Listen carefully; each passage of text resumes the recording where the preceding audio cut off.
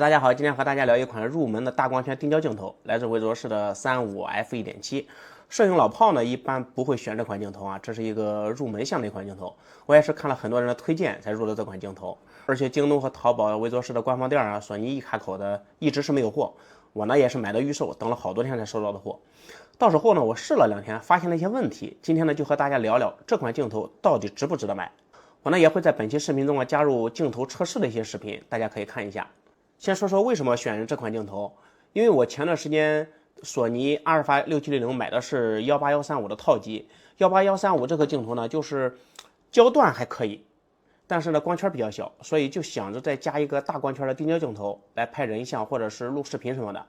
也看到好多人拍人像都推荐5.6焦段的镜头，虽然5.6焦段的镜头拍出来的虚化会更好，但我感觉在室外拍还可以啊，室内的话5.6焦段有点施展不开，而且呢当时也没有考虑再加一个小焦段的定焦镜头，所以呢思来想去还是觉得35的会更好一点，室内拍也行，室外拍也可以。虽然比不上5.6焦段所谓的刀锐奶化，但我感觉它呢是结合在25和5.6焦段中间进可攻退可守的这种状态。然后呢，就选了韦卓士的35F1.7的这款镜头。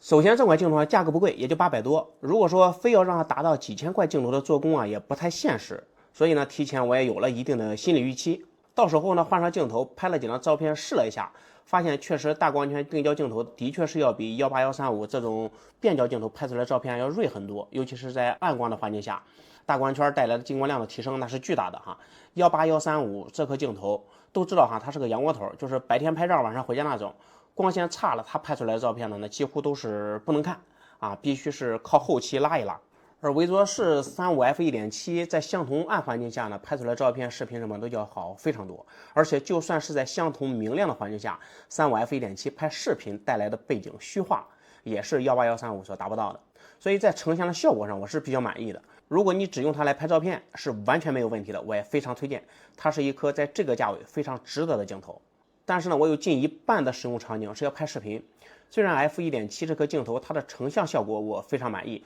但是这颗镜头对焦的时候，它对焦马达的声音真的是惨不忍睹，声音非常的大，非常的夸张。和它对焦马达的声音相比啊，那索尼18135这颗镜头那就太惊人了。大家呢也可以听一听它对焦马达的声音，而且这个声音也没有放大，就是麦克风直录的声音。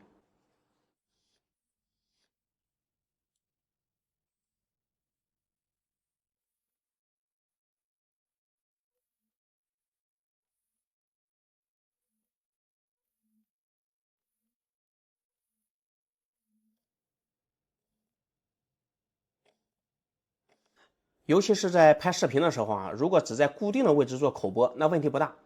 但如果在视频当中需要做产品展示，那就比如现在这样。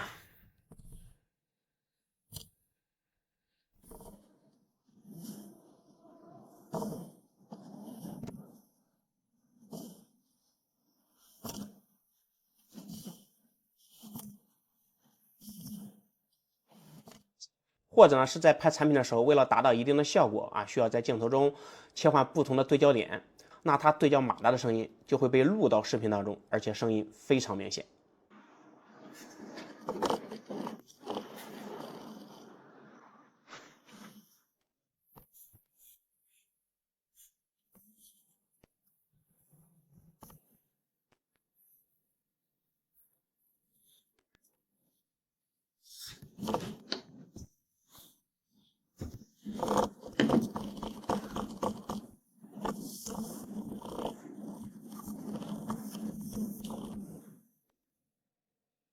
当时我也不知道这个是不是韦卓士35F1.7这个镜头普遍存在的问题，还是只有我买的这个镜头有问题，是凭空的原因。随后呢，我在索尼阿尔法6700的大群里面也问了问，很多用过这款镜头的朋友都反映应该是个普遍的问题，所以这就有点尴尬哈。如果只用它来拍照片，虽然它对焦马达声音也非常大，但因为拍照片嘛不会记录声音，那这个声音也就忍了。